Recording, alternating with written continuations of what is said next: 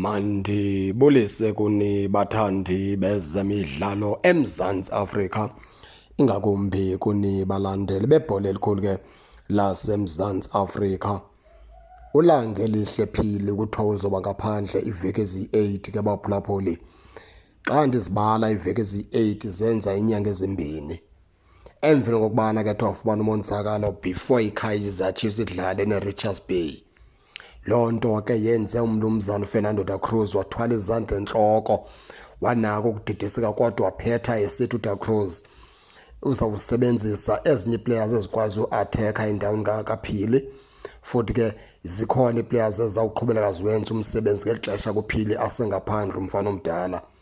Khumbula lokhu into yokubana ke ulange lihle kaPhili ugqiba ufika phaa kuqala leKaizer Chiefs, futhi ke wenza abantu baphakamisa amehlo besaqala ukubukwa ngabantu besaqala ukumjonga. And ke umfana omdala ke ngomnye ke besicinga into yokubana ke kwakulaa match eRichards Bay mhlawumbi umfana omdala uzofika iRichards Bay ayikhawulezise ayinikeze ingxaki, kodwa kwenzeka into yokubana kalimale kumfana omdala. Enye into ke baphulaphula ke kuyenzeka ke kuthiwe ziveki ezi-8 umbona umuntu ephila before ezaveki ezi-8 umbona selekhawuleze ebuya. Ezi ngxalo zingxalo nje zogqirha xa bezikhupha, kodwa ufumanisa mhlawumbi umuntu akazuba sahlala la 8 weeks mhlawumbi uyohlala ngaphantsi, abanye ke bahlale ngaphezulu kwelaa xesha ke belikhutshiwe.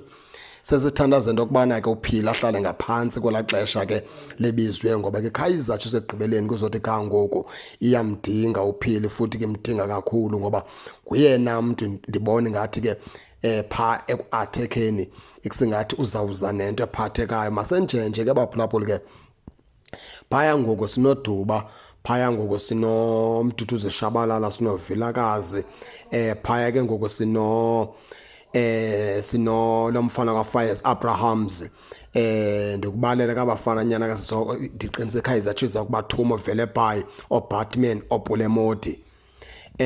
Ndiqinisekile ke ngaba bafana ndizobabiza, endingababizanga ngendingaqinisekanga ngabo ke baphulaphuli.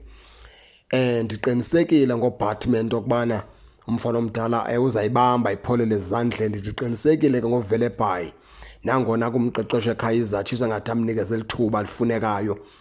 Ndiqinisekile ngowandile kaDuba. Ndiqinisekile ke phaa ke ngale nkwenkwanyana ke yakwaFires Abrahams. Ndiqinisekile ke phaa ke ngopule kaMoti. Andikho sure ncam ke apha ke ngomduduzi Shabalala kunye ke noMfundo Vilakazi.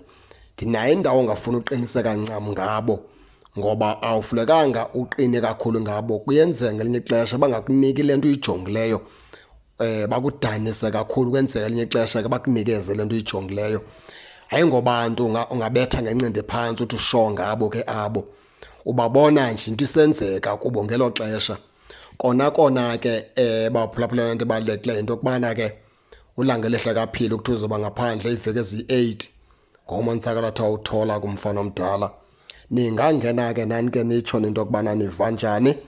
Ningakhohlwa ukusubscribe kule channel ukuze ningaphoswa zezemidlalo endizanothulela zona kwixa elizayo kakuhle babukeli.